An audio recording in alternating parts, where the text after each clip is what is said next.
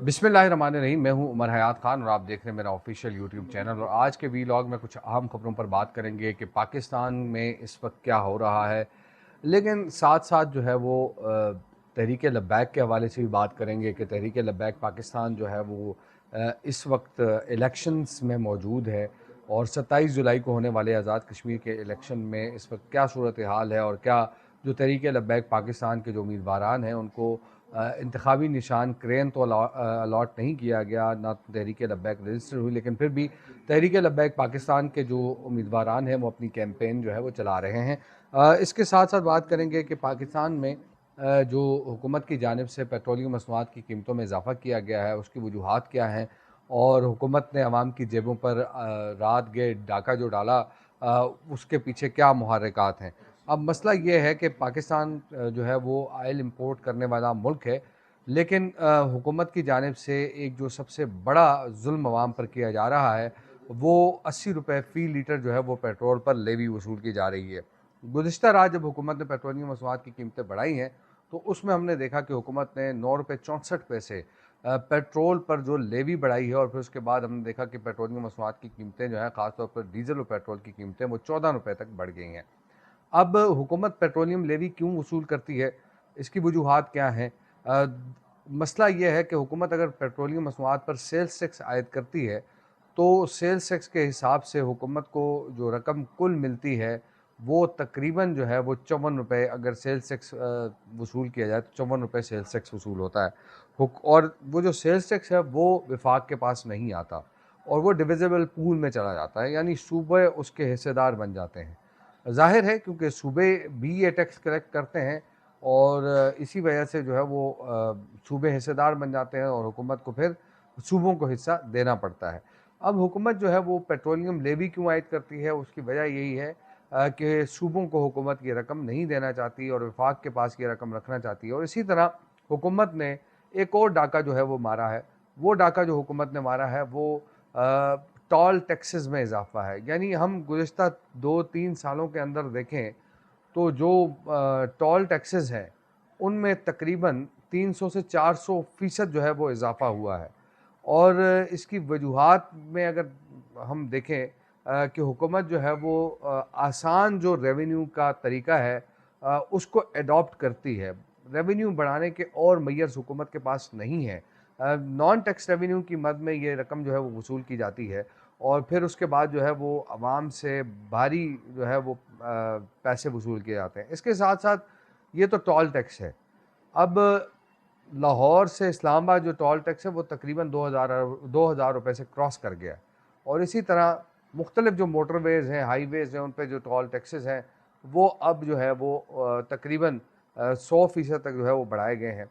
और इसके साथ साथ आप ये देखें कि जो ड्राइविंग लाइसेंस फ़ीस है या आपके आम लाइसेंसेस की फ़ीस है या आपके पासपोर्ट की फ़ीस है वो भी बढ़ाई गई है, ताकि ये जो सारा मामला है नॉन टैक्स रेवेन्यू है वो इकट्ठा किया जा सके और हुकूमत जो है वो अपने अखराजात पूरे करे। अब हुकूमत की ये ज़िम्मेदारी बनती है कि हुकूमत जो है वो टैक्सेस इकट्ठा करे एक तरीक़ेकार से।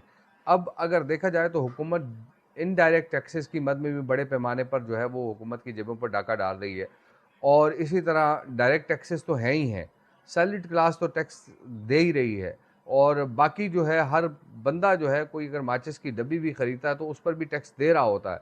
लेकिन हुकूमत की जो बदइंतज़ामी है और ये तमाम चीज़ें हैं उसकी वजह से जो है वो ये टैक्स जो है वो प्रॉपर वसूल नहीं होता। अब जो ऑडिटर जनरल ऑफ पाकिस्तान की रिपोर्ट है, ऑडिटर जनरल ऑफ पाकिस्तान ने अपनी रिपोर्ट में ये बताया कि एफबीआर जो कि टैक्स कलेक्शन का इदारा है उसमें 2024-25 में तकरीबन 300 अरब रुपए से ज़्यादा की जो है वो बेज़ाब्तगियाँ देखी गई हैं, और वो टैक्स जो हुकूमत ने बड़े जागीरदारों से, बड़े सरमायाकारों से वसूल करना था वो वसूल नहीं किया, और ये सारे मामलात जो हैं वो नज़र आ रहे हैं। कहीं पे कस्टम ड्यूटी वसूल नहीं की, कहीं पे जो है वो बीआर ने जो है वो इनकम टैक्स वसूल नहीं किया, कहीं पे इनपुट टैक्स वसूल नहीं किया, कहीं पे सेल्स टैक्स वसूल नहीं किया। तो ये तकरीबन 300 अरब रुपए की बेज़ाब्तगियाँ सामने आई हैं। तो इस वजह से अब जब आप इस तनाजुर में देखते हैं تو آپ کو یہ بات سمجھ آتی ہے کہ حکومت جو ہے وہ ایزی منی کے چکر میں رہتی ہے.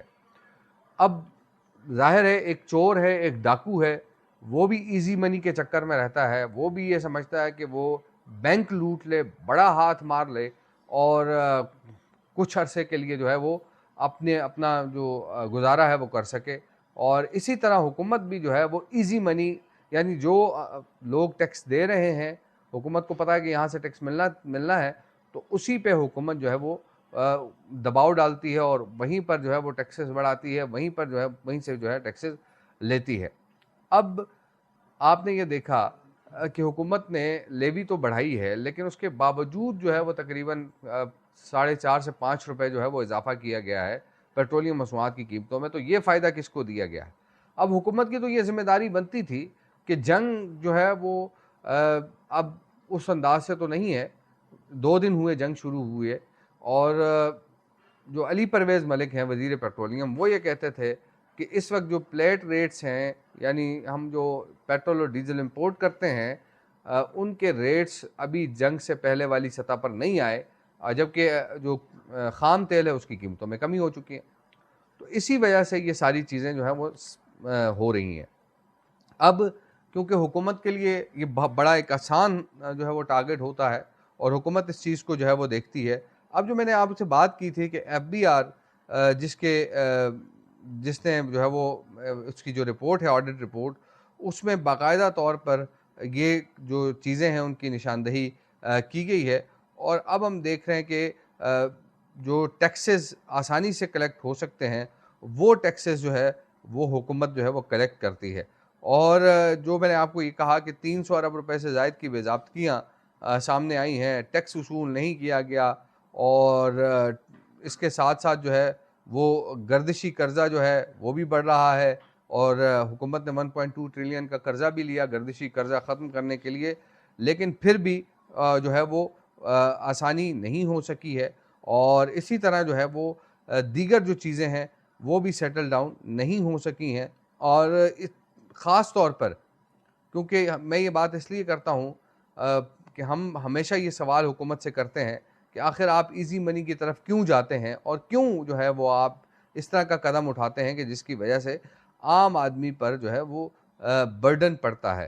لیکن حکومت کے پاس اس کا کوئی جواب نہیں ہوتا. حکومت جو ہے وہ اپنے فلسفے جو ہے وہ جھاڑ رہی ہوتی ہے، لیکن جو عام آدمی کا ریلیف ہے وہ متاثر ہو رہا ہے. آپ دیکھیں نا، ہفتہ وار مہنگائی کا اگر ہم دیکھیں تو ہفتہ وار مہنگائی میں معمولی کمی ہوئی ہے.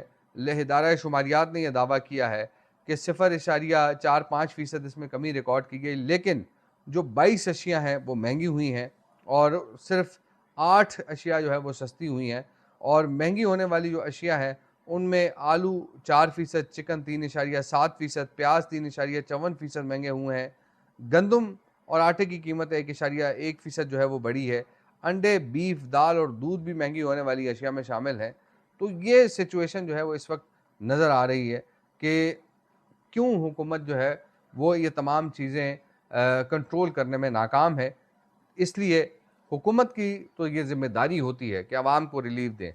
پاکستان میں جو غربت کی شرح ہے وہ تقریباً 50% تک ہے، اور جو غربت کی لکیر سے نیچے زندگی گزارنے والے لوگ ہیں ان کا بھی حکومت کو کوئی خیال نہیں. اب ایک دہاڑی دار مزدور دن میں اگر 1200 روپے کی دہاڑی کرتا ہے تو آپ مجھے یہ بتائیں کہ وہ کیسے اپنا گزارا کرے گا. یہ سب سے بڑا ایک سوال ہے. لیکن شاید جو اس گرمی کے موسم میں ایئر کنڈیشن میں بیٹھے ہوئے ہیں ان کو شاید احساس نہ ہو، جو اس وقت 2 سے 3 کروڑ سے 4 کروڑ کی گاڑی میں بیٹھے ہوئے ہیں ان کو یہ احساس نہ ہو، اور جن کو مفت پیٹرول ملتا ہو، مفت ڈیزل ملتا ہو، ان کو یہ احساس نہ ہو. لیکن ایک عام آدمی کا احساس اگر یہ لوگ نہیں کریں گے تو ایک دن ایسا آئے گا کہ یہ عام آدمی جو ہے ان کے گریبانوں تک جب پہنچے گا تو پھر شاید بہت دیر ہو چکی ہوگی اور پانی سر سے گزر چکا ہوگا. یہ ضروری ہے کہ عوام کو حکومت ریلیف دے، حکومت کی یہ ذمہ داری بنتی ہے. اب آتے ہیں تحریک لبیک پاکستان کی طرف. تحریک لبیک پاکستان کے حوالے سے جو ہے وہ میری گزشتہ روز کچھ لوگوں سے بات ہوئی ہے. کشمیر میں جو 45 حلقوں پر انتخاب ہونے جا رہا ہے 27 جولائی کو، اور اس میں 23 حلقوں پر تحریک لبیک نے اپنے امیدوار کھڑے کیے ہیں. لیکن مسئلہ یہ ہے کہ وہ تحریک لبیک کے رجسٹرڈ امیدوار نہیں ہوں گے، تحریک لبیک کے انتخابی نشان پر انتخاب نہیں لڑیں گے، بلکہ وہ جو ہے وہ مختلف انتخابی نشانات جن کا میں نے گزشتہ روز بھی ذکر کیا کہ ان پہ الیکشن لڑ رہے ہیں. لیکن جو اس وقت کیمپین ہے تحریک لبیک پاکستان کی وہ جاری ہے، اور جو امیدواران ہیں ان کی جانب سے جو ہے وہ عوام سے رابطہ کیا جا رہا ہے.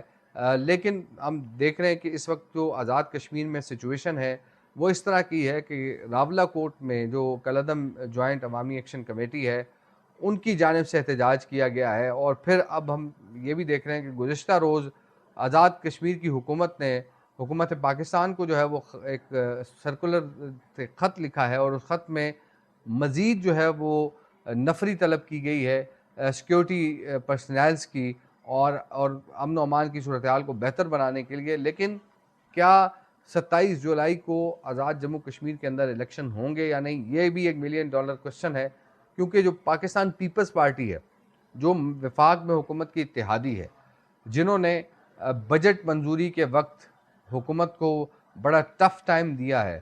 اور مجھے یاد ہے کہ میں نے بلاول کی تقریر سنی تھی جب بجٹ منظور ہونے سے قبل، اور انہوں نے خواجہ آصف اور رانا ثناء اللہ کو تنقید کا نشانہ بنایا، اور انہوں نے ساتھ یہ دھمکی بھی دی کہ جناب اگر مجھے جواب دینے کی کوشش کی گئی تو پھر آپ دیکھ لیں کہ آپ نے بجٹ بھی منظور کروانا ہے. تو یہ ایسی سچویشن ہے. اب پاکستان پیپلز پارٹی یہ ڈیمانڈ کر رہی ہے کہ اس الیکشن کو جو ہو رہے ہیں 27 جولائی کو، ان کی تاریخ میں تبدیلی کی جائے، کیونکہ اس وقت کشمیر کی سچویشن جو ہے وہ ٹھیک نہیں ہے. اس وقت اگر آزاد کشمیر میں دیکھا جائے تو پاکستان پیپلز پارٹی کی حکومت ہے، اور فیصل ممتاز راٹھور جو ہے وہ پیپلز پارٹی کے وزیر اعظم ہیں. اس وقت جو صدر آزاد ریاست ہیں وہ بھی پیپلز پارٹی کے ہیں، قائم مقام صدر چودھری لطیف اکبر.